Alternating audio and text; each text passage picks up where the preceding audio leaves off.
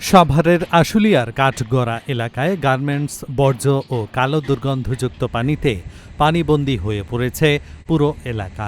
রাস্তাঘাট থেকে শুরু করে বসতবাড়ির আশপাশ সবখানেই জমে আছে দূষিত পানি। এতে চরম দুর্ভোগে পড়েছেন শত শত পরিবার। দুর্গন্ধযুক্ত এই পানিতে বাড়ছে নানা রোগব্যাধির আশঙ্কা। চারদিকে শুধু কালো পানি, পানির ওপর ভাসছে ময়লা আবর্জনা। তীব্র দুর্গন্ধে অতিষ্ঠ স্থানীয় বাসিন্দারা। সাভারের আশুলিয়ার কাঠগড়া এলাকার এমন চিত্রই এখন নিত্যদিনের।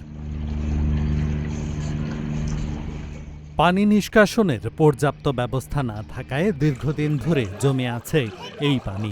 বাড়ি থেকে বের হলেই হাঁটতে হচ্ছে এই নোংরা পানির মধ্য দিয়ে। শিশু, নারী ও বয়স্কদের জন্য পরিস্থিতি আরও কঠিন। অনেকটা পথ হেঁটেও স্বাভাবিকভাবে চলাচল করা যাচ্ছে না। মানে এটা হলো গার্মেন্টসের পানি, জায়গায় এসে আটকে রয়েছে। আমরা যখন প্রতিদিন চলাচল করি তখন দেখা যায় বৃদ্ধ মানুষ হাঁটাচলা করতে পারে না, পড়ে যাচ্ছে। তারপরে গাড়ি অ্যাক্সিডেন্ট হচ্ছে, তারপরে যাতায়াতের সমস্যা, যানজট, এমনকি ঠান্ডা, কাশি, জ্বর, বিভিন্ন রোগে আমরা আক্রান্ত হচ্ছি। এখানে মনে করেন 3 টাইম এমন পরিমাণ গ্যাদারিং হয়, যেমন সকালবেলা, দুপুরবেলা লাঞ্চের টাইম এবং 5টার সময় ছুটির টাইম। এখান থেকে মানুষ যেগুলো যায় না, এই সাইডে একটা কতগুলো ফ্যাক্টরি আছে, আপনার এই সামনেও আছে। এরা যে সময় যায় অনেক সময় মনে করেন গ্যাঞ্জাম সৃষ্টি হয়ে যায়। কার আগে কে যাবে?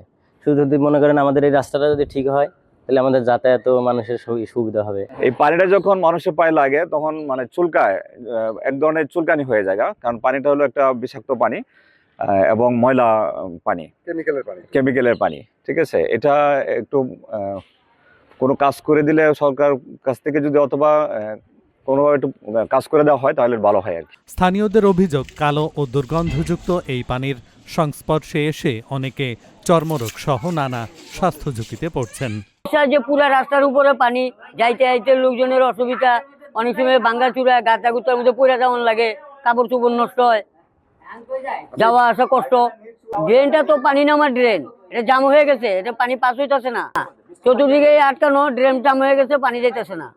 মাঝে মাঝে জানা যায় বেশ কিছু শিল্প কারখানা আছে যারা নিয়ম নীতি না মেনে তাদের বর্জ্যগুলো অপসারণ করে।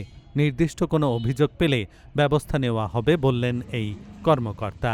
আপনারা জানেন সাভার উপজেলা সাভার এবং আশুলিয়া থানা নিয়ে গঠিত, এবং দুটি এলাকায় আসলে আমাদের একটি শিল্প অঞ্চল এবং প্রায় 3000 ফ্যাক্টরি রয়েছে বলে আমরা জানি। তো যখনই কোনো ফ্যাক্টরিকে অনুমোদন দেওয়া হয় তারা আসলে পরিবেশ অধিদপ্তর থেকে ছাড়পত্র নিয়ে আসে, একই সাথে শিল্প মন্ত্রণালয় বা সংশ্লিষ্ট মন্ত্রণালয় তার অনুমতি নিয়ে আসে, এবং তারা তাদের বর্জ্য ব্যবস্থাপনা কী হবে সেটা আসলে জানিয়ে এপ্রুভ করেই আসে। তো সেই হিসাবে আসলে তাদের বর্জ্য ব্যবস্থাপনা নিজেদেরই করার কথা, বা সলিড বর্জ্য যদি থাকে সংশ্লিষ্ট ইউনিয়ন পরিষদ বা পৌরসভার মাধ্যমে আমরা সেটা ব্যবস্থাপনা করে থাকি। আর যাদের লিকুইড বর্জ্য আছে তাদের ইটিপি বা অন্যান্য বিষয় যদি থাকার প্রয়োজন হয় সেভাবে থাকে, বা আমাদের ড্রেনেজ সিস্টেমের মাধ্যমে সেগুলো পরিবাহিত হয়। তবে আমরা মাঝে মাঝেই শুনতে পাই বেশ কিছু শিল্প কারখানা থাকে তারা আসলে নিয়মকানুন না মেনে বিভিন্ন জায়গায় আসলে তাদের এই বর্জ্যগুলো অপসারণ করেন। তো এরকম স্পেসিফিক অভিযোগ কোনো শিল্প কারখানার বিরুদ্ধে আমরা পেলে সাথে সাথেই ব্যবস্থা নেই, এবং ভবিষ্যতেও সেই ব্যবস্থা গ্রহণ অব্যাহত থাকবে। কাঠগড়া এলাকার এই কালো পানিতে শুধু জনদুর্ভোগই বাড়ছে না, তৈরি হচ্ছে পরিবেশ ও জনস্বাস্থ্যের ঝুঁকি। স্থানীয়দের প্রত্যাশা, দ্রুত পানি নিষ্কাশন ও বর্জ্য ব্যবস্থাপনার কার্যকর উদ্যোগ নিয়ে স্বাভাবিক পরিবেশ ফিরিয়ে আনা হবে। Dhaka journal news desk.